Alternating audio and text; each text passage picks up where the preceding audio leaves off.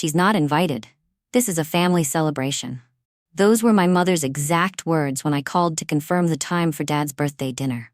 She didn't even let me finish the sentence. No greeting. No pause. Just those 6 words, thrown like a door slammed in my face. I stood in my kitchen holding the phone to my ear, staring at the calendar I'd circled in red months ago. Dad's 75th, 6 p.m., the Wildflower Room. We used to go there for every major occasion growing up. My parents had their anniversary there.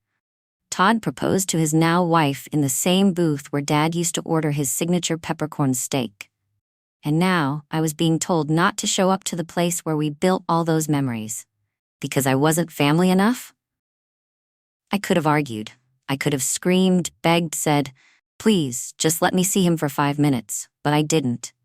Because I knew what would follow. You always make things about yourself. Why can't you just respect what the family wants? It didn't matter that I was the first to notice when Dad's hands started shaking, or that I was the one who got him into physical therapy before anyone else even acknowledged it. None of it ever mattered. So I hung up the phone, took a deep breath, and told myself I wasn't going. I even said it out loud, just to test the words. I'm not going. And yet, an hour later, I was parked outside the restaurant. I sat there in my car, engine off, hands in my lap. I wasn't wearing anything fancy, just a navy blouse, simple earrings, and the watch Dad gave me when I got promoted. It still ticked softly on my wrist, like it didn't know it was sitting outside a party I'd been erased from. Through the tinted glass, I could see them. My brother Todd, laughing too loud. His wife, already 2 glasses in. My younger sister Laura, floating through the entrance in a dress she probably couldn't pronounce the designer of.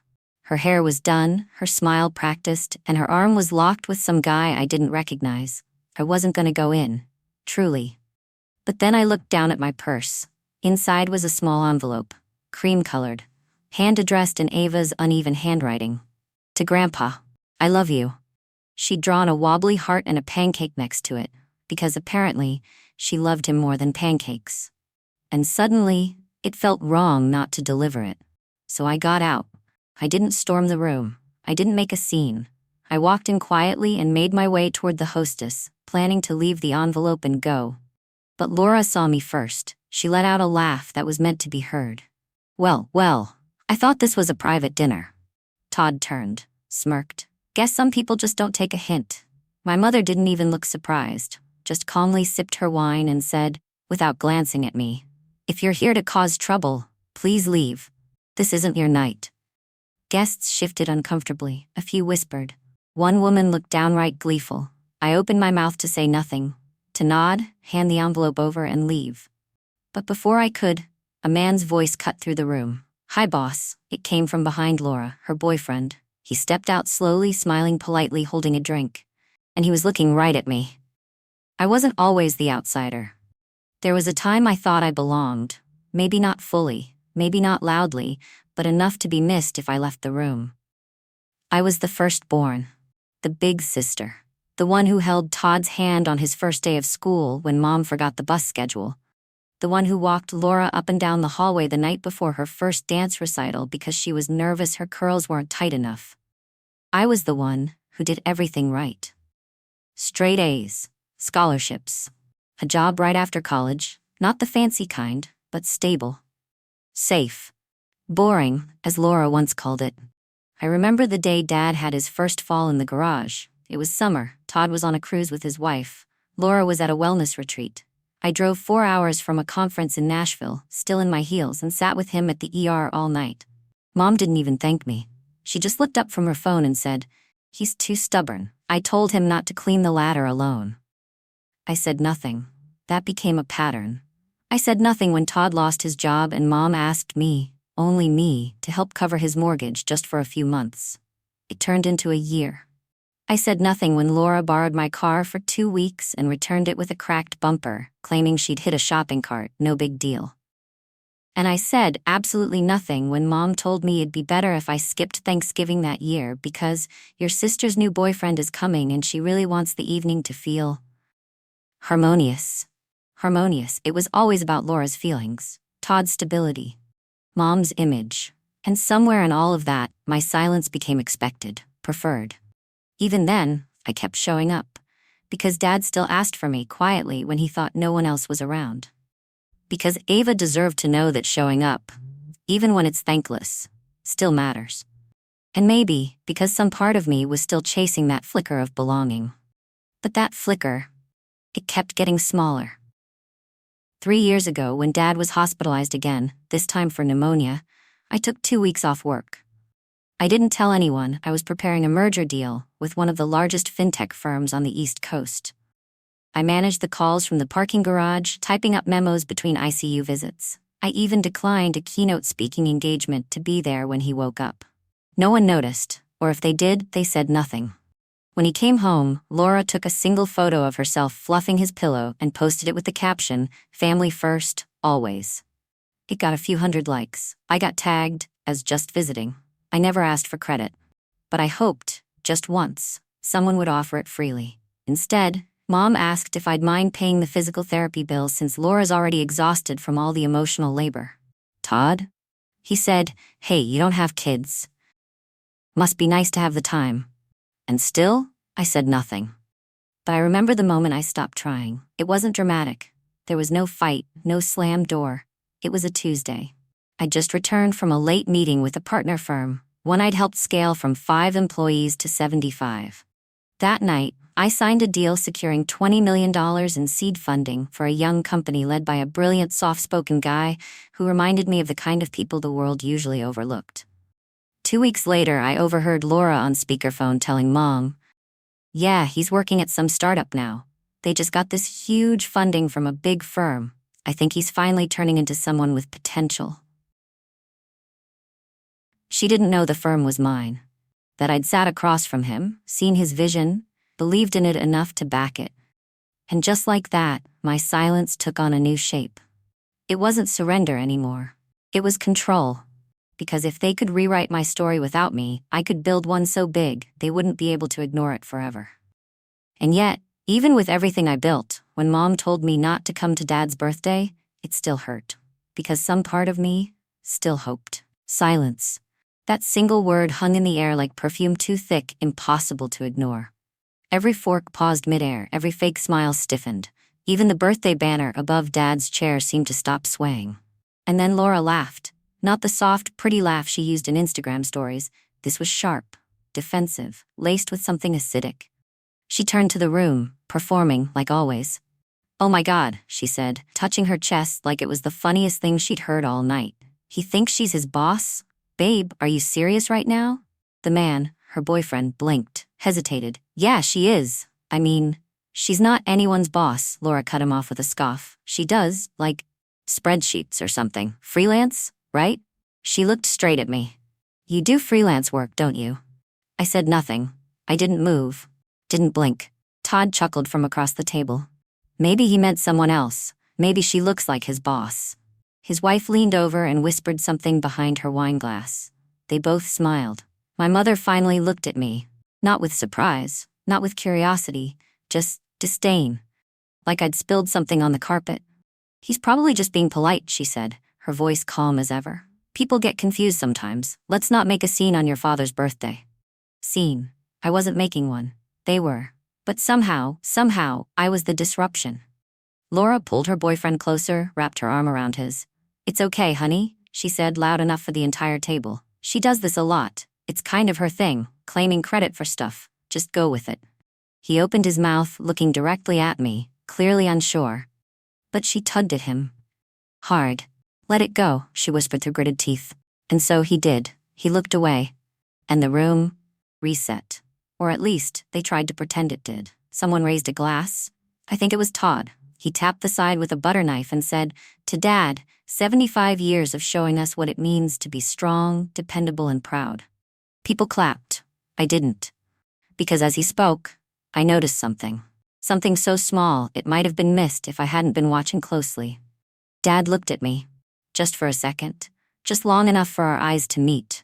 There was no smile, no warmth, just a flicker, a twitch at the corner of his mouth, as if he wanted to say something, but then didn't. He lowered his gaze, and when he looked back up, he was smiling again.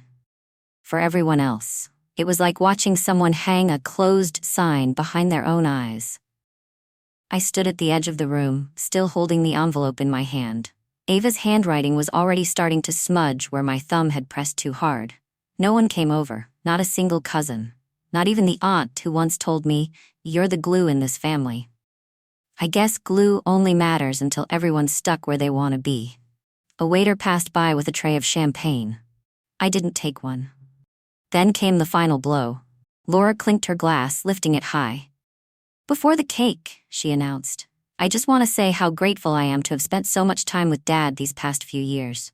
The hospital visits, the daily phone calls, the medical paperwork." She looked right at me when she said it, not even blinking. "I didn't do it for recognition," she said, voice trembling oh so beautifully, "but because I love him. And because he deserved someone who'd be there, fully, not just when it's convenient." The room erupted in soft gasps and scattered applause. Someone whispered, "She's always been the heart of the family." I could feel it, my throat, my chest, my fingers tightening around Ava's envelope. Everything I had done, erased in a single toast. And then I laughed. Not loudly, not bitterly, just a small, breathless sound that no one noticed but me, because something cracked inside me, quietly, like the soft snap of a dry twig underfoot. That was the moment I knew. I would never belong here. Not the way I'd hoped, not the way I'd tried to earn. No amount of silent loyalty, financial support, or late-night ER visits would undo the role they'd chosen for me. The outsider. The strange one. The mistake that keeps showing up. So I walked forward, slowly. I placed the envelope beside Dad's plate. He looked up at me, eyes widening slightly, but he didn't speak. He didn't stop me. He didn't even touch my hand. I leaned in just enough to say, "It's from Ava. She drew you pancakes." Then I turned to go. I didn't look at Laura. I didn't care what expression she was wearing. I didn't need to. I knew her script by heart. On my way out, the hostess gave me a small, pitying smile, like she'd seen everything but couldn't say anything. Outside, the air was colder than I remembered. Or maybe I was just finally feeling the temperature I'd tried to ignore for years. In the car, I sat still for a while. No tears, no shaking, just silence. Then, for the first time in months, I opened my work email. There it was, a request for an executive appearance, a partner gala, in 3 weeks, hosted by the very company Laura's boyfriend had joined through my firm's investment branch. The same gala she'd once begged me to get her invited to. I tapped accept. Because for the first time, I wasn't showing up to be accepted. I was showing up as myself, and they wouldn't see it coming. The ballroom was draped in soft golds and deep velvet navy. Candles flickered inside crystal hurricanes. A grand piano sat near the corner, untouched, waiting. A live jazz trio played somewhere in the distance. And I was standing beneath the spotlight, wearing the very same navy wrap dress from Dad's birthday. The irony didn't escape me. 3 weeks had passed. Enough time for everyone to pretend the last gathering never happened. Enough time for me to say yes to the invitation I'd usually have declined. The gala was for the East Coast Venture Collective, an annual partner event. I was the keynote. Not a guest, not a plus one. I was the name on the program, the face on the banners. The reason half the room had flown in from out of state. I stood at the edge of the room, watching faces I recognized from boardrooms and Zoom calls turn toward me with respect that never needed to be earned twice. And then, I saw them. Laura and her boyfriend, Brad, his name finally settled in my memory, walking in arm. Her eyes scanned the crowd, already hunting for the nearest camera flash. She didn't see me at first, but Brad did. His steps slowed. He said something to her, quiet, clipped. She waved him off, clearly annoyed, and turned to adjust her hair in the mirrored wall behind her. Only when they reached the host table did her gaze finally lock with mine, and for a moment, just a moment, she froze. It was almost funny how fast she rearranged her face. "Oh my God," she laughed to the couple next to her. "That woman over there? She was at my dad's birthday a few weeks ago. Total weirdo. Crashed the party with a card or something. My mom had to tell her to leave." The couple blinked, clearly unsure how to respond. Laura kept going, loud enough now for the people behind her to hear. "I think she said she worked in finance or whatever. You know the type, lonely LinkedIn woman, too much time, not enough friends." She raised her glass in mock salute. "Hope she found a seat." I didn't flinch. I didn't move. Because at that exact moment, the event coordinator stepped onto the small stage near the piano and tapped the mic. Ladies and gentlemen, thank you for joining us for this year's East Coast Venture Collective Gala. Tonight, we are honored, truly honored, to introduce a woman whose leadership has transformed not just our investment ecosystem, but how we think about impact itself. Laura's voice trailed off. The coordinator smiled. Please join me in welcoming our keynote speaker, CEO of Capital North Strategies, Miss Natalie Collins. The room turned, and so did Laura. I walked slowly to the stage. No rush, no hesitation. Each step a lifetime in itself. I didn't look at Laura, or Brad, or the couple still holding their half-lifted champagne flutes. I didn't need to. I felt it. The recognition creeping in around the room like a slow, rising tide. Some people were already whispering. Others just watched, eyes wide, mouths slightly open. I stepped up to the mic, took one breath and smiled. Thank you, I began, voice steady. I almost didn't come tonight, which would have been a shame, because standing here reminds me why I do what I do. A pause. I don't do it for applause, or headlines, or the occasional write-up in Forbes. I do it because for most of my life, I've known what it feels like to build in silence, to carry weight no one sees, and to be underestimated by the very people who should have known better. The room shifted, not audibly, not obviously, but I saw the change in posture, the way some guests leaned forward, the way Brad, poor Brad, looked down at his drink like it could disappear him. Laura? She wasn't blinking anymore. She just stared, wide-eyed, face pale. I let that silence linger, let it say what I didn't have to. Impact, I continued, isn't loud. It's not glamorous. Sometimes it looks like taking the 2 a.m. call from a founder who just lost his funding. Sometimes it looks like backing a pitch from someone no one else believes in. Sometimes, I glanced toward the crowd, eyes resting just long enough to find Brad's face. It looks like giving a second chance to a man who was too afraid to say thank you when he should have. A sharp inhale cut through the back of the room. Brad shifted uncomfortably. Laura's jaw clenched. I turned back to the mic. But here's the thing about building in silence. Eventually, the world hears it anyway. Applause broke out. Not thunderous, not forced. Just real. I thanked the host, stepped down and made my way back toward the seating area reserved for speakers. And that's when it happened. A woman I didn't know, mid-50s, elegant, clearly someone who mattered here, stopped me gently with a touch on my elbow. I didn't realize you were that Natalie Collins, she whispered. Your firm just saved my son's company. You have no idea what that meant to our family. I smiled. Actually, I might. And then I saw them again. Laura, Todd, my mother, all standing near the back wall like guests who didn't know whether they were supposed to be here. My mother's face was blank, pale. A tightness in her jaw I hadn't seen since I was 12 and spilled juice on her white blazer. Todd was the first to speak. So, this is your event? I met his eyes. Calm. Even. No, I said. This is my world. Laura finally broke. Why didn't you ever tell us who you were? The question struck me as almost innocent. I tilted my head. Because you were too busy telling me who I wasn't. And with that, I turned. Walked back into the crowd. Not away from them. No, just through them. Past them. Past everything they ever tried to make me believe about myself. That night, I didn't need revenge. I had presence. And sometimes, that's louder than anything.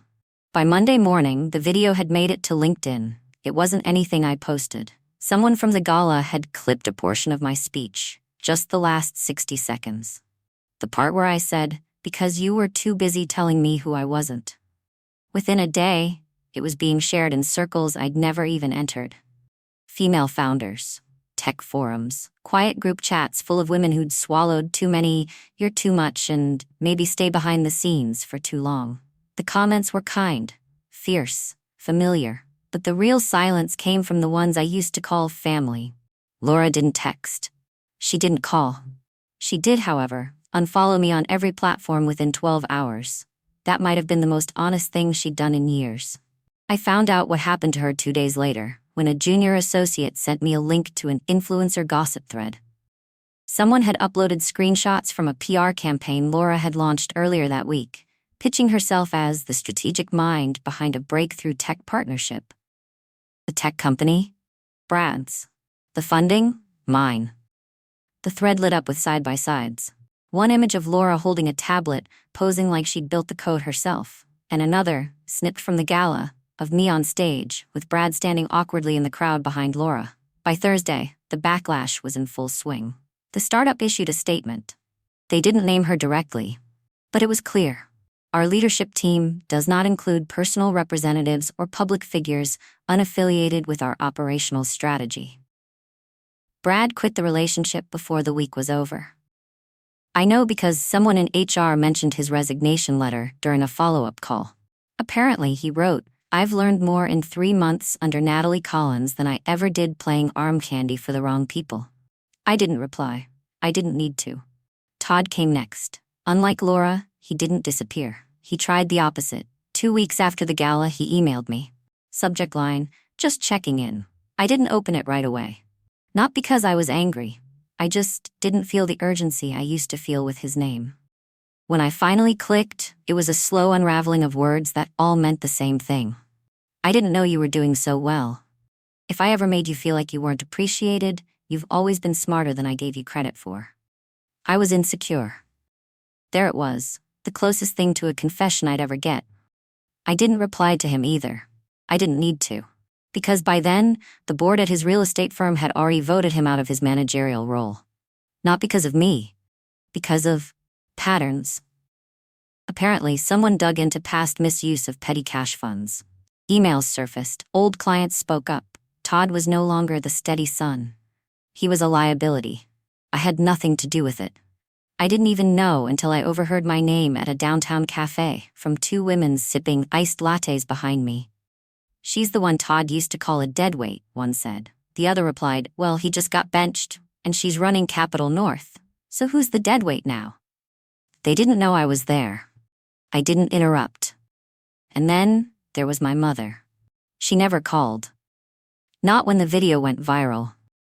Not when her friends started asking why she never mentioned her incredible daughter. Not when a mutual family acquaintance wrote to the local paper, praising my work with women-led ventures, and ending her letter with, "Her strength must come from a remarkable upbringing." Still, nothing. Until the day Dad ended up back in the hospital. It wasn't serious, a minor infection, but serious enough to bring everyone into the waiting room. When I walked in, Todd looked up like he didn't expect me to come. Laura avoided eye contact. Brad wasn't there, but my mother, she stood. She looked older, smaller. Her pearls didn't seem to sit as straight, and for the first time in my life, she looked uncertain. "Natalie," she said, as if the name might catch in her throat. "I didn't ask for permission to come," I replied gently. "He's my father." She nodded once and then sat down. She didn't offer an apology. I didn't ask for one. But when Dad woke up and smiled at me first, called me by name, squeezed my hand and whispered, "Thank you for still showing up," I knew. That was the apology I'd waited my whole life to hear. And it wasn't hers to give, it was his. That moment was the line, not between us and them, but between me and who I used to be around them. Because I could finally walk away, not bitter, not broken, just done, not exiled, released. Some days I still make tea like I used to at Dad's house. 2 sugars, no cream, leave the bag in. There's something about old habits. They show you what stayed, what mattered, what didn't rot with the rest. It's been 6 months.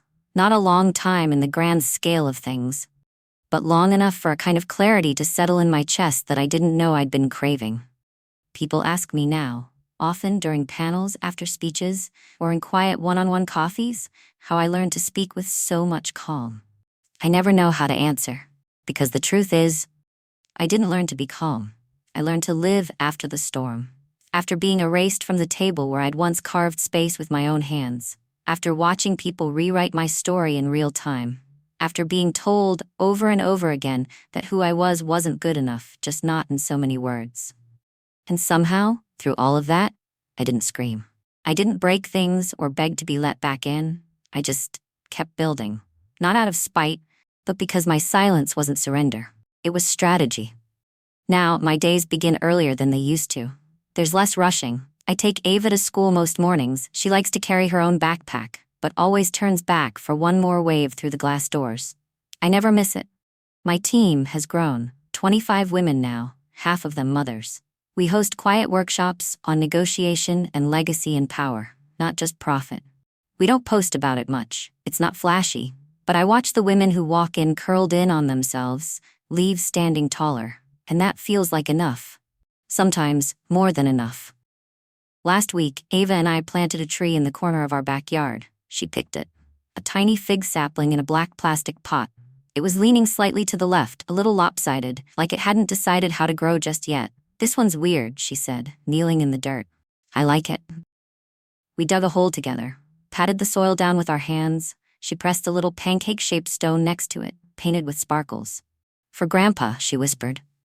That night, I sat on the porch long after she went to bed, watching that fragile trunk sway in the wind, and I thought, this is it.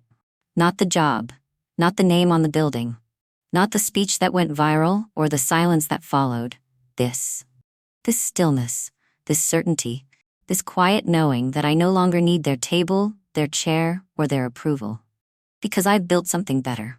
Because my worth was never theirs to measure. And if you're watching this, if you've ever been pushed out of a room you helped build, if you've ever been talked over, edited out, or handed the wrong name tag, I see you. I really do. You don't have to get revenge. You don't have to shout. You don't even have to prove anything. Just start. Start quietly. Start with whatever's in your hands. Start while no one's looking. And trust one day they'll turn around and realize you were never behind them. You were just building something they couldn't see. Yet.